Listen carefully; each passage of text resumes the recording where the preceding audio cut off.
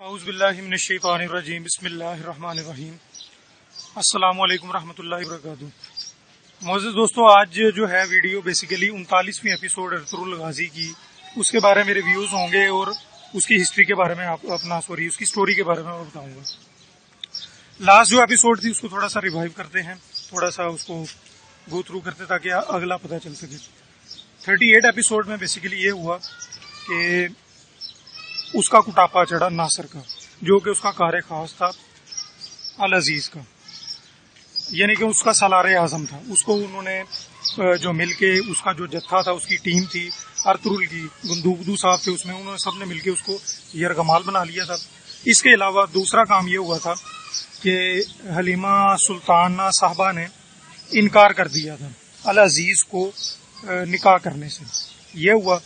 फिर इसके इनकार करने से उसने अल अजीज ने उसका जो बाप था नौमान, उसको कहा कि ये इस दाग को तुम ही खत्म कर सकते हो, जो मुझ पे तुमने ये दाग लगा दिया है इनकारी का, इसको तुमने ही निकालना है मुझसे। और यानी कि मुझे पाक भी इसी चीज से तुमने ही करना है, क्योंकि ये नाजायज मुझ पे तुमने इल्जाम लगा दिया है, यानी कि इनकार का बाहिस बने हो तुम लोग, और तुमने ही मुझे इससे छुटकारा दिलवाना है। और इसके अलावा जो था जो पादरी था, यानी सलीबी जो कार खास था उनका, टैटूज, उसने सारी खबरें उसको पहुंचाई थी इसको अल अजीज को अर्तुगरुल के हवाले से, कि जो तुम्हारी आया जान और वो आलिया है, जो उसकी बहन लैला है सॉरी, वो सारी खबरें इब्राहिम की दुकान से वसूल करते हैं, और वसूल करने के बाद वो उसको अर्तुगरुल को देते हैं। इस वजह से उसने सारा जो है अल अजीज ने ये किया कि उन पे चढ़ाई शुरू कर दी अपने ही घर वालों को। अब ये किस्त शुरू थी 39वीं। जब 39वीं किस्त शुरू हुई तो उसमें सबसे पहले अल अजीज साहब जो उसकी बातों में आ गए, एक वो गंदे बंदे के, जो कि वो है पादरी है, उसको पता नहीं वो अबू शाम समझता है यानी मुसलमान समझता है, बेसिकली वो काफरों का एक बंदा है, कार खास है उनका, जिसका नाम टैटूस है। उसने उसको भड़काया था। अब वो अपनी आया जान के पास, जिसने उसको पाला था, उसके पास आता है और लैला को सबसे पहले एक बहुत जबरदस्त चमाट फिट करता है। वो करने के बाद वो उसको कहता है कि मैं अब तुम्हें जिंदान में डाल दूंगा, क्योंकि तुम्हारी जो हरकतें हैं ये ठीक नहीं है, तुमने सारी खबरें मेरे से रिलेटेड उसको अर्तुगरुल को पहुंचाई। फिर जो लैला होती है उसको बड़ा समझाने की कोशिश करती है कि ये तेरी माऊ वजह है, तुझे इसने पाला है, तू थोड़ी सी शर्म कर, कोई गैरत की गोली खा ले, कोई ऐसा काम कर के कोई और राह निकाल ले, तूने इसको जिंदान में जरूर डालना है। लेकिन वो अपनी हठधर्मी से बाज नहीं आता और उसको जो है जिंदान में डालने का फैसला कर देता है, और लैला को ये हुक्म सादिर करके जाता है कि आज के बाद तुमने यहां से बाहर कदम भी नहीं निकालना, और ये कहकर वो चला जाता है। फिर साथ वो दूसरे नंबर पर जाता है हलीमा सुल्ताना साहिबा के पास। वहां पे जाके फिर उसको थोड़ा सा और जलील करने की कोशिश करता है, और बल्कि करता भी है, और उसको फौरी तौर पर यह फैसला सुनाता है कि अब तुम तैयार हो जाओ, कल हम शिकार के लिए जाएंगे। वो कहती कहाँ पे, मतलब मैं कैसी तैयारी करूं? उसने कहा जहां पे हमारा फैसला हुआ था जाने का वहां ही हमने जाना। वो बड़ी परेशान होती है क्योंकि वो जाना नहीं चाहती और वो इनकार भी करती है, लेकिन वो फौरी तौर पर पीछे से आवाज लगाता है कनीजें दो हाजिर हो जाती हैं, और उनको कहता है कि इसको तैयार करो क्योंकि कल हमने शिकार पर जाना है। ये कहकर वो जनाब अली निकल जाता है वहां से। उसके बाद उनका जो काफिला होता है गुंदूगदू और अर्तुगरुल वाली टीम का, मुकम्मल तौर पर वो सारी टीम बशमूल उसके जो गद्दार था नासिर, उसको पकड़ते हुए वो अपने कबीले वापस आ रहे होते हैं, यानी कि निकल चुके होते हैं और कबीले वापस आ जाते हैं। जब वापस पहुंचते हैं तो बमसी जो है उसको उतारता है नासिर को घोड़े से। नासिर भी घोड़े पे ही आता है, लेकिन उसको गिरफ्त की होती है उन्होंने, और उसको सबसे पहले एक बड़ा जबरदस्त डायलॉग बोलता है कि अगर तूने अपनी जुबान से कोई भी बात बोली, कोई लफ्ज बोला, तो तेरी जुबान मैं गुत्ती से खींच लूंगा, तेरी जुर्रत नहीं होनी चाहिए कोई बात करने की। और नीचे उतरने का उसको कहता है। फौरी उतर के घसीट के पीछे ले जाता है। दोनों भाई जो होते हैं, गुंदूगदू जो बड़ा भाई और अर्तुगरुल साहब, दोनों अंदर कबीले के खैमे के अंदर जाते हैं, जहाँ पे सरदार सुलेमान शाह साहब मौजूद होते हैं। वहां पर वो मिलते हैं और बड़ा खुशी महसूस होती है सरदार साहब को, सुलेमान शाह साहब को, क्योंकि जाहिर है वो काफी देर बाद एक हलफ से वापस आते हैं, एक टारगेट यानी कि जो उनको मिला होता है ٹاسک کے بعد وہ واپس آتے ہیں. واپس آنے کے بعد پھر وہ بڑے خوشی سے ملتے ہیں. سب سے پہلے دونوں بیٹوں سے وہ ملتے ہیں. پھر وہ سب سے پہلے کہتے ہیں کہ مجھے یہ وہاں کا احوال بتاؤ کہ وہاں پہ کیا معاملات پیش ہوئے حلب میں جہاں پر آپ لوگ گئے تھے. تو گندوگدو بتاتا ہے کہ وہاں کے حالات کچھ اچھے نہیں ہیں کیونکہ وہاں پر بڑی سازشیں چل رہی ہیں اور سلجوق کو اور جو ترک ہیں وہ آپس میں لڑانا چاہتے ہیں, سلجوق کو توڑنا چاہتے ہیں اور سلیبی اپنا راستہ صاف کرنا چاہتے ہیں. تو سلیمان شاہ کافی پریشان ہوتے ہیں. وہ کہتے ہیں یہ معاملہ اچھا نہیں ہے, لیکن ارطغرل ساتھ ہی بتاتے ہیں کہ اب ایسا نہیں ہوگا انشاءاللہ, کیونکہ ان کا جو ایک خاص بندہ تھا, ان کا سالار اعظم تھا جو کہ کافر اعظم ہے بیسیکلی, اس کو ہم اپنے ساتھ لے آئے ہیں. اب وہ ایسی قدم یا ایسی حرکت نہیں کر سکتا. تو اس پر سلیمان شاہ بہت خوش ہوتے ہیں اور کہتے ہیں کہ تمہاری وجہ سے میرا سر فخر سے بلند ہو گیا, یعنی کافی خوشی کا اظہار کرتے ہیں. اب اس کے بعد یہ ہوتا ہے, ظاہر ہے انہوں نے باقی فیملی کا بھی اپنے اہل و عیال کا حال دریافت کرنا ہوتا ہے. تو وہ پوچھتے ہیں کہ دندار کہاں پہ, والدہ کہاں پر ہیں. تو سلیمان شاہ کافی پریشان ہوتے ہیں اور بتاتے ہیں کہ مایوسی سے بتاتے ہیں کہ دندار پر جو ہے حملہ ہوا ہے, اس کو کسی نے مارنے کی کوشش کی ہے. یہی وہ سنتے ہیں لفظ جب, تو دونوں اندر کی طرف خیمے کی طرف جاتے ہیں جہاں پر ان کی والدہ موجود ہوتی ہیں. پھر وہاں پر جا کے اپنی والدہ سے ملتے ہیں جو کہ سستا رہی ہوتی ہیں, یعنی ایک طرح کا سو رہی ہوتی ہیں. ان کو اچانک سے جگاتے ہیں, وہ بڑی خوش ہوتی ہیں کہ میرے بچے واپس آ گئے.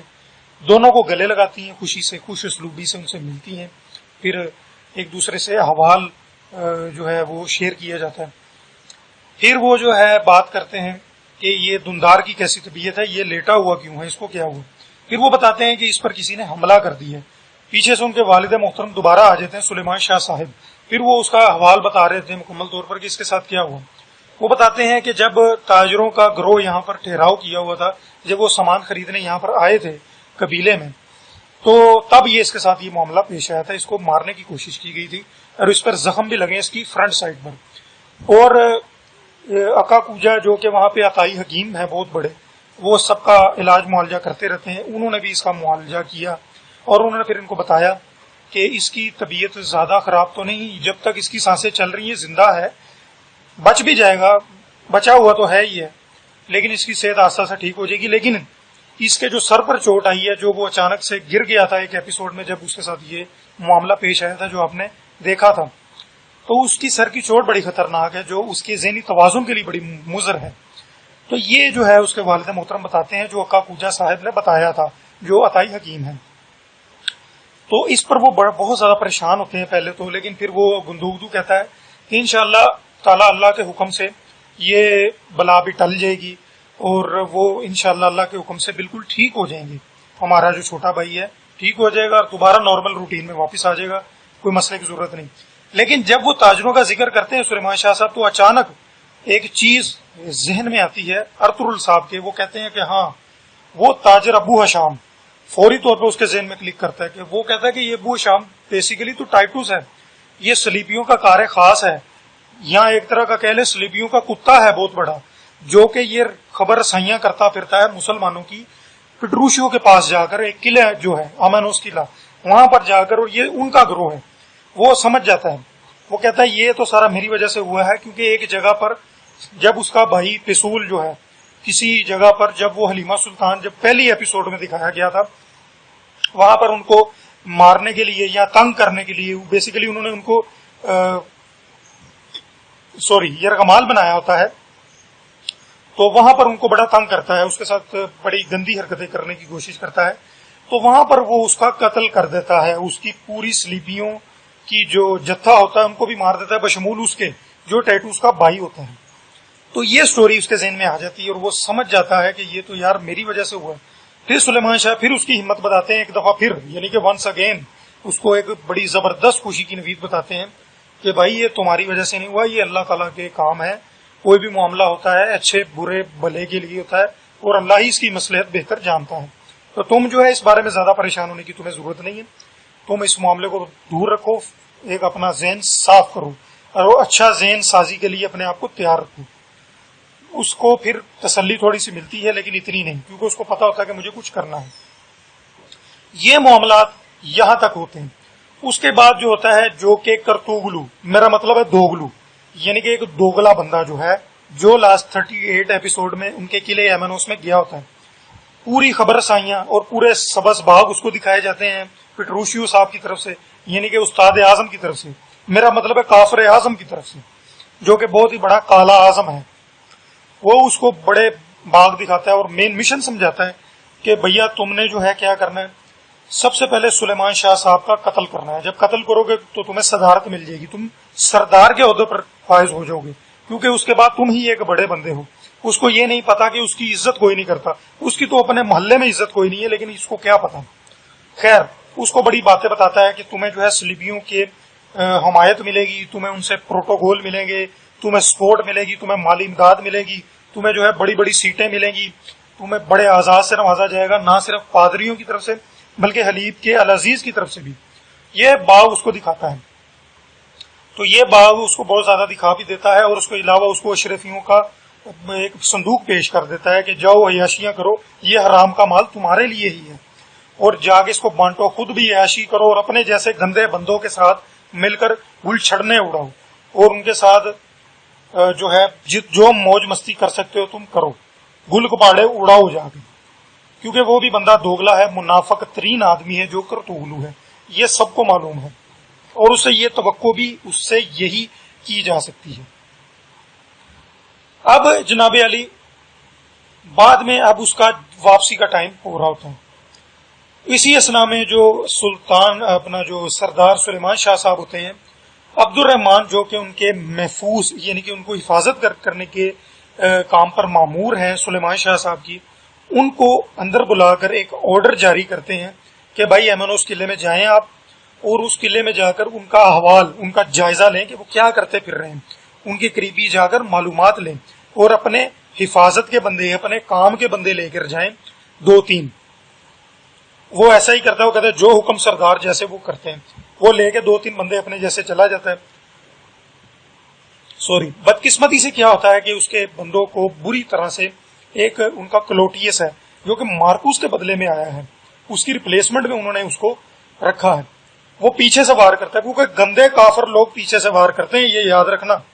اس نے بھی پیچھے سے وار کیا، عبد الرحمان صاحب کو اڑا دیا، اور اس کے جیسے 1-2 بندوں کو بھی اڑا دیا، فارغ کر دیا۔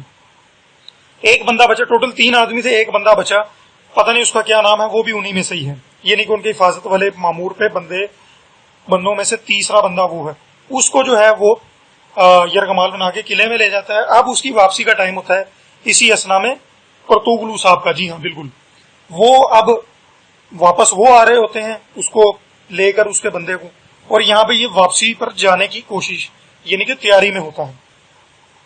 پھر واپسی پر اس کو یہ بتاتا ہے پٹروشیو کہ میرے بھائی دیکھو، 3600 ان کے گھڑ سوار ہیں، 7000 ان کے جنگجو زبردست قسم کے لوگ ہیں، اور ان کے بدلے میں تمہاری ٹیم صرف 2000 جنگجوؤں پر مشتمل ہے۔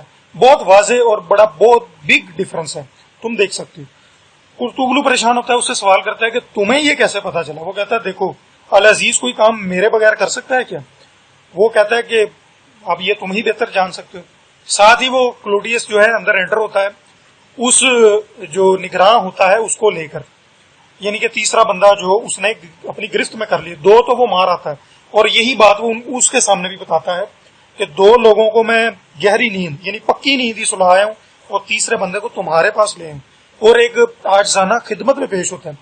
اس کو وہ کہتا ہے کہ فوری طور پر تم اندر جاؤ، تمہارے منتظر ہیں کارڈینل تھامس صاحب جو کہ خسرا صاحب ہیں، ان کے پاس جاؤ، جو کہ اگلی قسط میں اس کا حوال ہوگا، یعنی کہ 40th ایپیسوڈ میں ہوگا اس کا حوال کلوڈیس کا، وہ اس میں بتائیں گے انشاءاللہ۔ ابھی 39 کی بات ہو رہی ہے۔ اب یہ یہاں تک یہ ہو گیا۔ اب کرتوغلو واپس اپنے جو ہے قبیلے کی طرف لوٹتا ہے، اور سب سے پہلے اپنے جب خیمے میں داخل ہوتا ہے تو اس کا جو کار خاص کتا ہے، بہت بڑا گندا بندہ ہے البرکو، جس کو بولنے چالنے کی تمیز کوئی نہیں، وہ ملتا ہے اس کو، جو کہ اس کا بندہ ہے اپنا کرتوغلو کا۔ وہ بڑا خوش ہوتا ہے کہ سردار آپ کہاں گئے تھے، بڑی دیر سے واپس آئے، تو کیا رپورٹیں ہیں؟ وہ سارا بتاتا ہے کہ بیٹا میں جو ہوں وہاں سے آیا ہوں، جتنی ہم نے مکاریاں اب تک کی ہیں وہ سب کا صلہ جو ہے اب ملنے والا ہے میرے بچے، اب سمر مل رہا ہے۔ یہ دیکھو میں صندوق میں اشرفیاں لے کے آیا ہوں۔ اس کے منہ سے رال ٹپک دی ہے اور وہ اشرفیوں کو اٹھاتا ہے، البرکو جو ہوتا ہے، فوری طور پر اس کا پیغام سلیمان شاہ کا آتا ہے کہ جو کرتوغلو جتنی خبریں لے کے آئے واپس اس کو لے کے آؤ، یہ مجھے بتائے کہ کیا یہ لے کر آیا ہے. وہ پہنچتا ہے, سلیمان شاہ صاحب اس سے پوچھتے ہیں کہ بھائی جان آپ بتائیں کیا معاملات ہیں اور جنگ کے کیا معاملات ہیں. وہ بتاتا ہے کہ پہلے تو 3 دن تک العزیز کی فوجیں ہم اس کے اپنے مورچے میں بھٹکنے بھی نہیں دیں گے, جبکہ چوتھے دن ہمارے جو بچے ہیں, عورتیں ہیں, وہ بہت پریشان ہوں گی, ان کے رحم و کرم پر ہوں گی, ان کے جنگجوؤں کی. 5ویں دن ہمارے سب جنگجو مارے جائیں گے, پست ہو کر رہ جائیں گے. اس طرح کی گندی باتیں, مایوسی والی باتیں اس سے کرتا ہے, اور اسے سیدھا ہو کر بات کرتا ہے بدتمیزی کے زمرے میں. کہتا ہے کہ دیکھو تم کائی قبیلے کے یا جو ہمارا قبیلہ ہے اس کو بچانے کے لیے ہو کہ یہاں کے جنگوں کے سلسلے میں ہی ہو. وہ کہتا ہے تمہارا کیا مقصد ہے, تمہارا مطلب کیا ہے اس بات کا. تم یہ چاہتے ہو کہ ارطغرل اور شہاب الدین کا سر قلم کر کے تمہیں سرداری مل جائے, تم سلجوقوں کی خرافات پیدا کرو, ان کو توڑ دو اور تم اپنے مفاد کو لے لو. تم کہنا کیا چاہتے ہو؟ وہ کہتا ہے کہ یہ بات اب میں جرگے میں کروں گا. اب کہ تمہاری حکمت عملی کیا ہے؟ وہ کہتا ہے جرگے میں کیا بات کرو گے, میرے سامنے آپ کرو. کہتا نہیں, یہ بات وہاں ہی ہوگی کیونکہ یہ بھلائی کی بات میں کر رہا ہوں.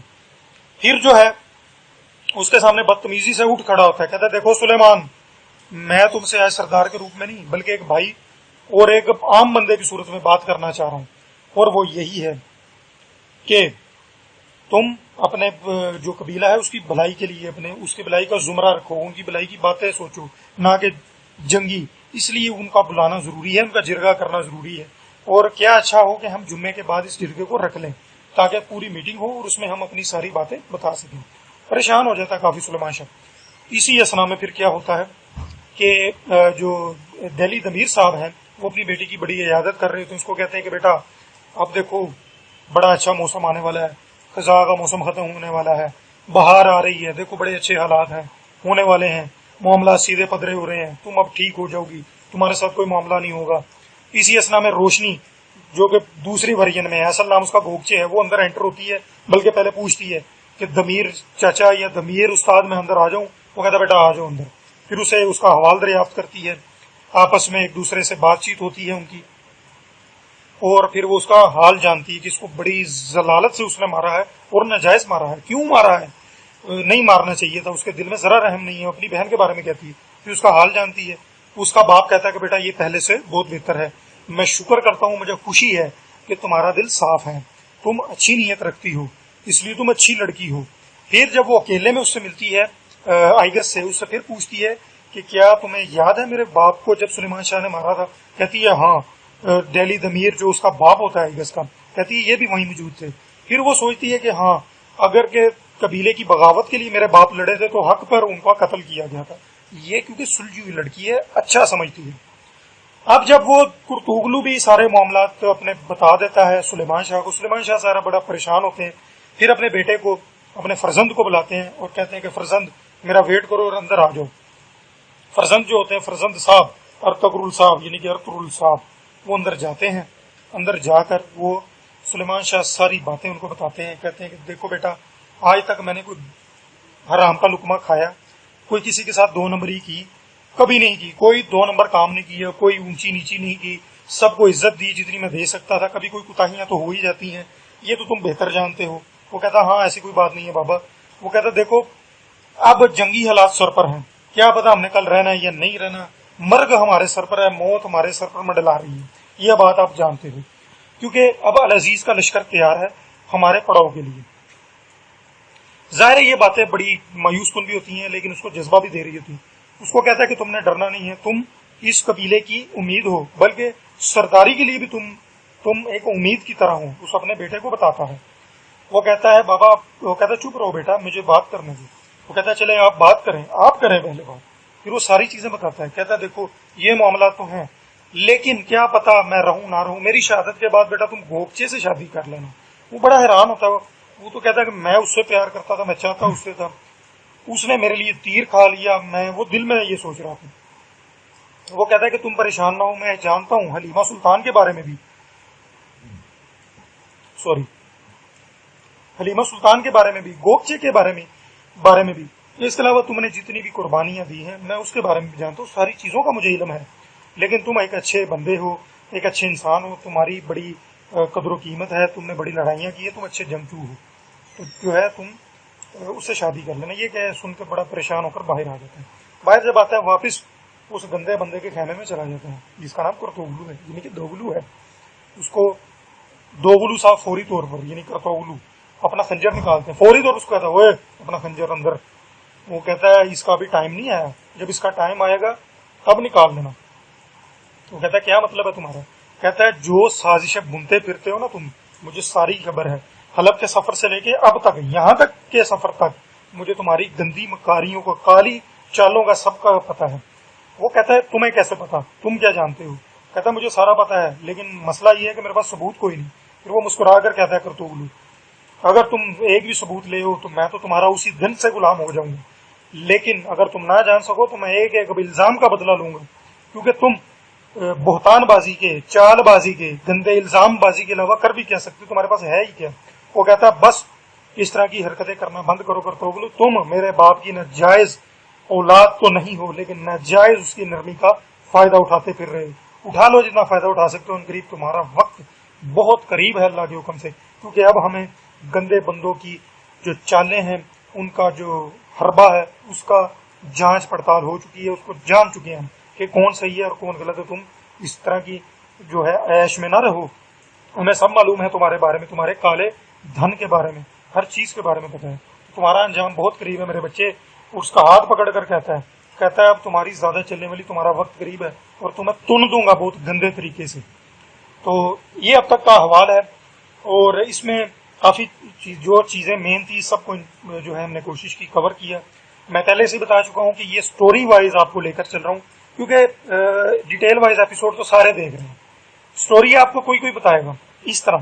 تو سٹوری کو ایک اپنا مزہ ہے، اپنا اس کا ایک ٹرینڈ ہے، تو اس کو بھی ضرور دیکھا کریں. اگر آپ دیکھتے ہیں، جنہوں نے پورا دیکھا ہے، جو دیکھ رہے ہیں ان کا میں شکر گزار ہوں. اگر آپ کو ویڈیو اچھی لگتی ہے تو ضرور لائک کریں، شیئر کریں اور اپنی آراء کا ضرور اظہار کریں. اپنے دوستوں کے ساتھ لازمی شیئر کریں. سبسکرائب کرنا کبھی مت بھولیں اور گھنٹی کے آئیکن کو لازمی دبا دیں یار، اور آل کے بٹن پہ لازمی کلک کریں. تھینکس اے لاٹ. اللہ حافظ.